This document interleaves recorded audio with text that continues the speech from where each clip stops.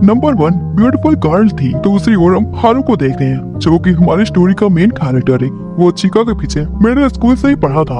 वो उसे काफी पसंद करता, लेकिन अभी तक उसने अपने प्यार का इजहार नहीं किया था। चिका जो कि स्टोरीज को भी लिखा करती, जो हारू को काफी इंस्पायर करती है।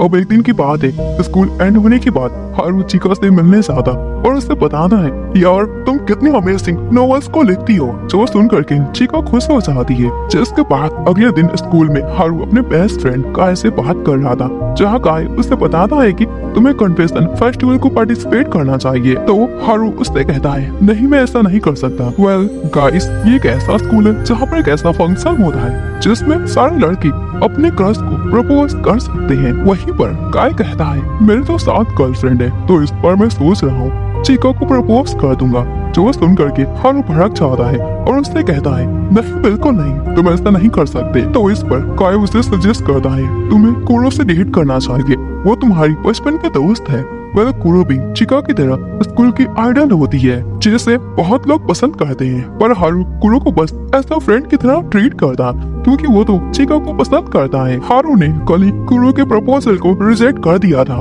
जो जानकर पूरी की पूरी क्लास हैरान हो जाती है। उसी दिन से कुरो को हारू इग्नोर करता जा रहा है, पर कुरो उसका पीछा नहीं छोड़ती, वो उसके पीछे पड़ती जा रही है।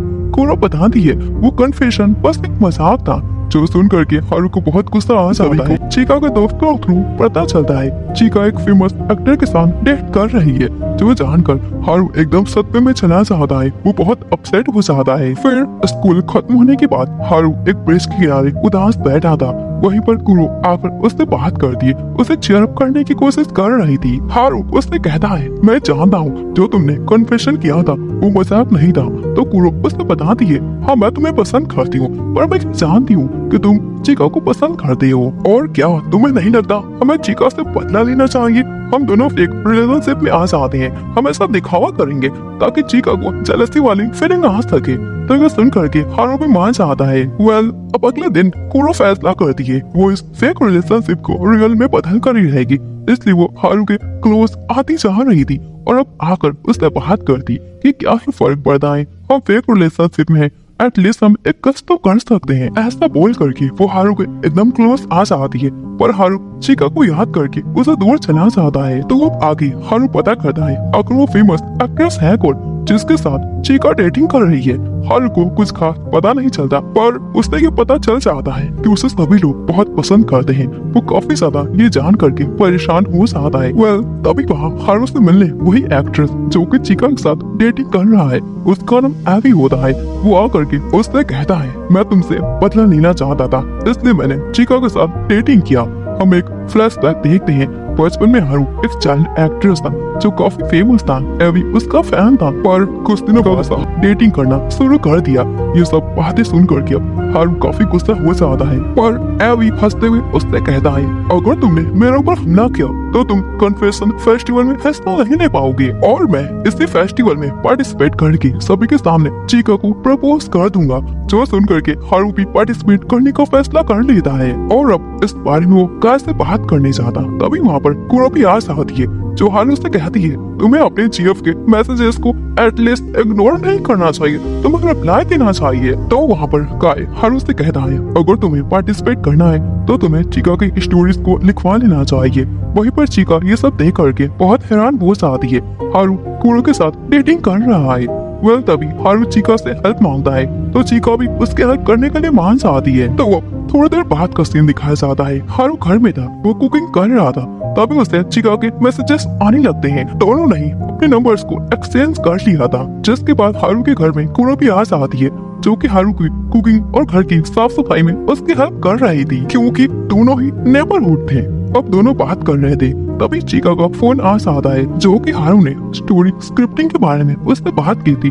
उससे लेकर उससे कुछ पूछना था। कुरो को हारू को उससे बात करता देखकर बिल्कुल पसंद नहीं आता, इसलिए वो उसे आवाज देती है। तो चिका उसकी आवाज सुन लेती है और हारू से कहती है, हम कल बात करते हैं, मुझे पता चल गया है वो तुम्हारा जीएफ है। हारू उससे कहता है, ऐसा कुछ भी नहीं है, पर चिका फोन को रख देती है और कहती है, हम कल लाइब्रेरी में बात करते हैं। तो अब जैसे ही हारू नीचे आता है, कुरो उससे कहती है, हमारा प्लान काम कर रहा है। वेल इसके बीच कुरो हारू का क्लोज ना करके उससे फ्लर्ट करने लगती है, पर इन दी एंड हारू फिर से उसे रोक लेता है। फिर अगले दिन स्कूल में हारू एक्टिंग की प्रैक्टिस को करता जा रहा था। इसी बीच वो बेहोश हो जाता है और जब उसकी आंखें खुलती है तो उसके पास चीका होती है जो हारू को अपनी स्क्रिप्टिंग दे देती है। तो हारू उसका हाथ पकड़ करके उससे थैंक्स बोलता है। चीका उससे कहती है, मैं तुम्हारे पास्ट के बारे में जानती हूँ, अब मुझे जानना है कि आखिर तुमने एक्टिंग को क्वाइट क्यों कर दिया था। तो हारू उससे बता देता है, मैं अपनी मॉम के लिए एक्टिंग करता था, वो भी एक एक्ट्रेस थी,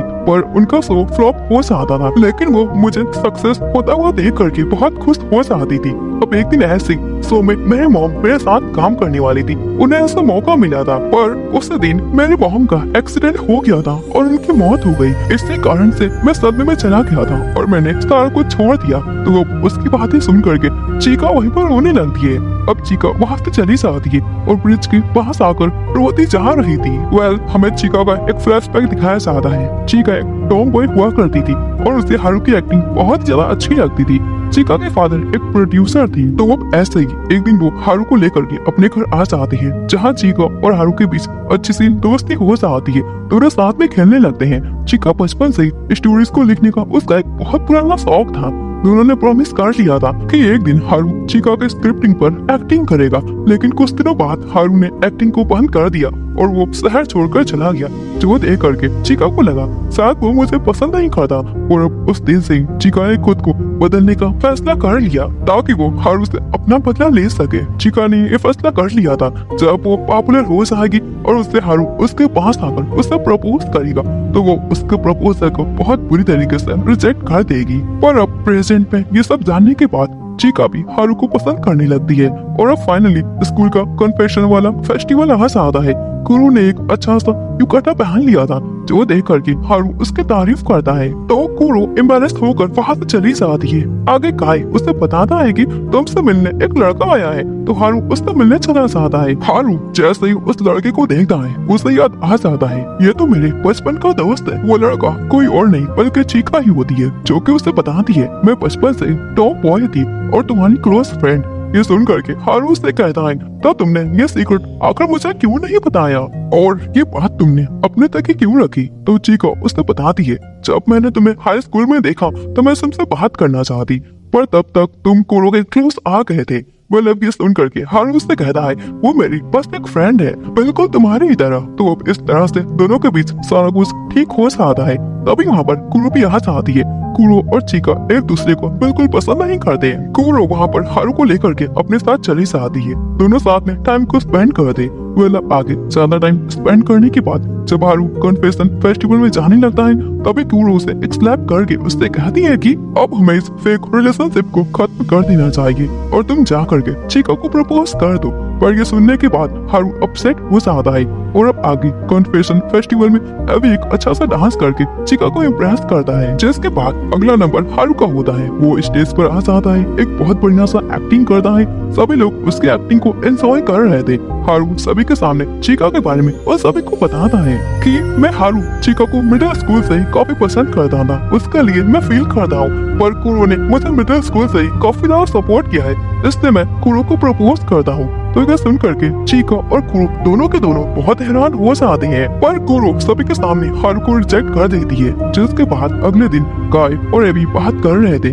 कि कुरो ने हारू को रिजेक्ट कर दिया ताकि वो अपना हिसाब पूरा कर सके, पर अब वो खुद ही रिग्रेट फील कर रही होगी। तो जरा हारू को देखते हैं, जिससे ये यकीन हो ही नहीं रहा था कि कुरो ने उसके प्रपोजल को सभी के सामने रिजेक्ट कर दिया। सो इस कारण से हारू स्कूल जाने से डर रहा था। दूसरी ओर कुरो का भी बिल्कुल वही हाल था। तो इधर चीका को काफी बुरा लग रहा था कि हारू ने मुझे प्रपोज नहीं किया। ये सब सोच कर चीका रोती जा रही थी। वेल आगे अब क्लास का सीन दिखाया जाता है। तीनों के चेहरे पर 12 बज गए थे। वो तीनों ही एक दूसरे की फेस को देख नहीं रहे थे। तभी स्कूल में एक फेमस एक्ट्रेस आ जाती है और वो डायरेक्ट हारू को हक कर देती है। जो देख करके दोनों लड़कियां हारू से पूछती है अब ये कौन है, तो हारू उन्हें बताता है कि ये मेरे फ्रेंड है। वेल दूसरी ओर काय ने उस कन्फेशन वीडियो को सोशल मीडिया में डाल दिया था, जिस कारण से वो वायरल हो गया था।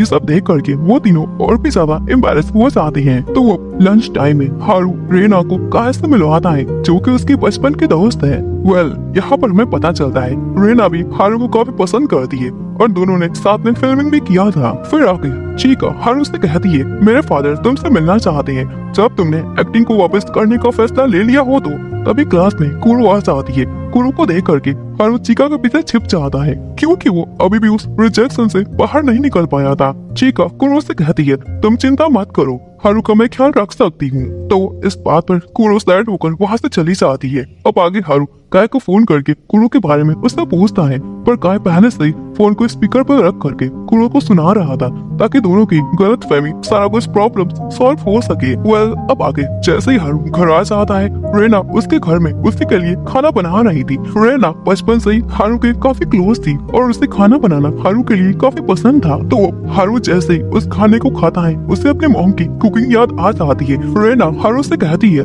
तुम्हें फिर से एक्टिंग शुरू कर देना चाहिए और हमारी एजेंसी को ज्वाइन कर लेना चाहिए, जिस कारण से हम दोनों फिर से साथ में काम कर सकते हैं। रेना और हारू बात कर ही रहे थे तभी वहाँ पर कुरो के सिस्टर्स आ जाती है जो कि हारू से कहती है कुरो को हमेशा हो गया है वो ज्यादा डिप्रेशन में रहने के कारण, जिस कारण से वो कुछ मंथ की मेमोरीज को भूल गई है। तीनों सिस्टर्स हारू के ऊपर गुस्सा कर रही थी क्योंकि ये उसी की वजह से हुआ। तो हारू कहता है इसमें मैंने क्या गलती, मैं तो खुद ही उसके रिजेक्शन के सदमे से बाहर नहीं निकल पाया हूँ। अब फाइनली हारू कुरो से बात करने का फैसला करता है, जिसके बाद अगली सुबह कुरो हारू के घर के बाहर हारू का वेट कर रही थी।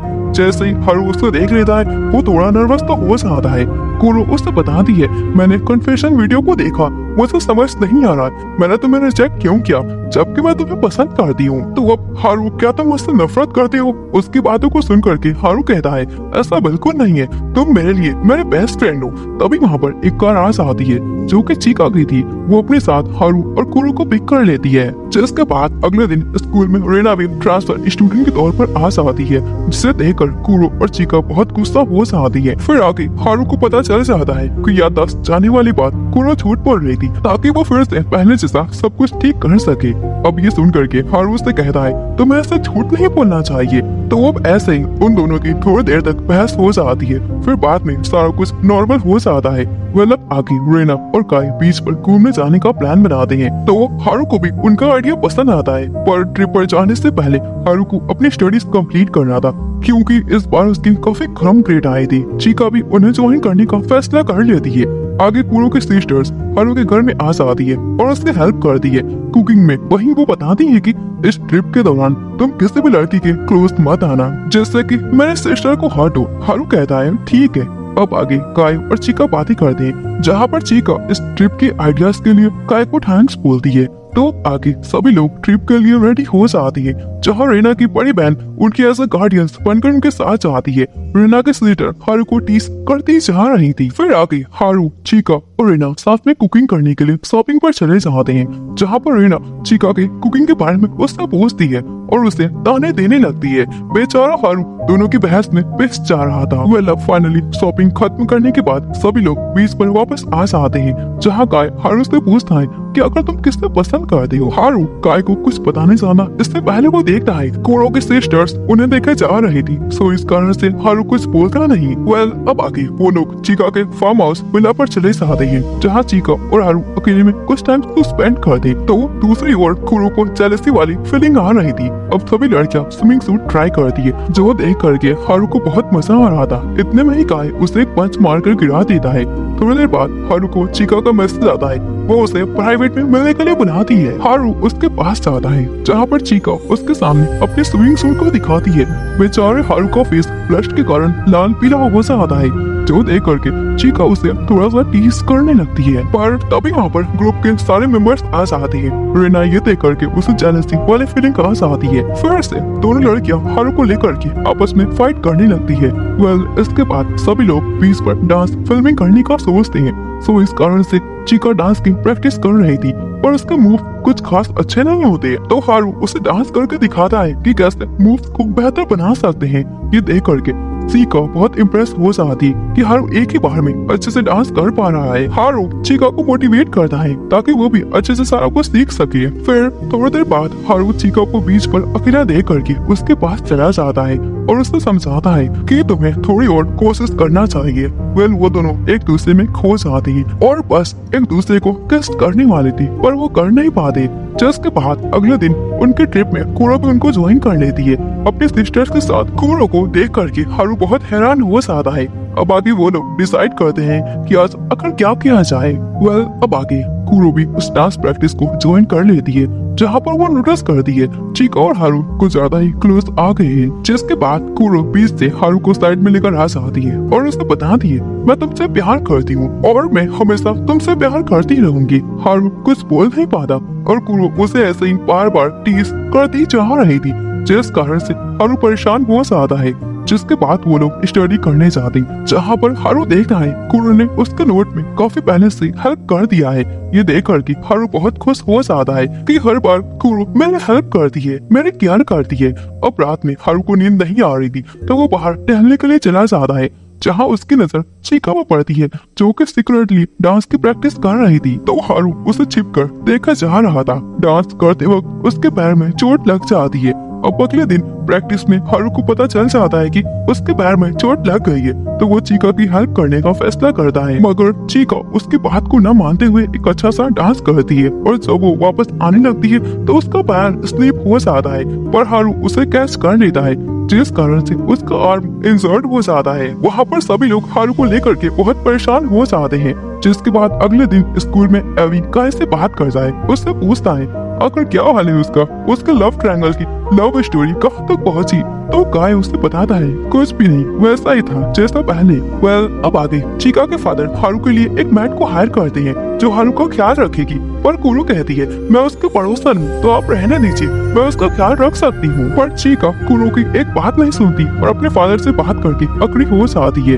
अब तीनों ही लड़कियां हारू के घर में रुकने के लिए आ जाती है पर उनके फादर इसके खिलाफ थे तो अपने पेरेंट्स की बात मानते हुए सभी अपने अपने घर चले जाते हैं। चिका कुरो से कहती है तुम्हें अब हारू से दूर रहना चाहिए जो सुन करके कुरो को बहुत बुरा लगता है।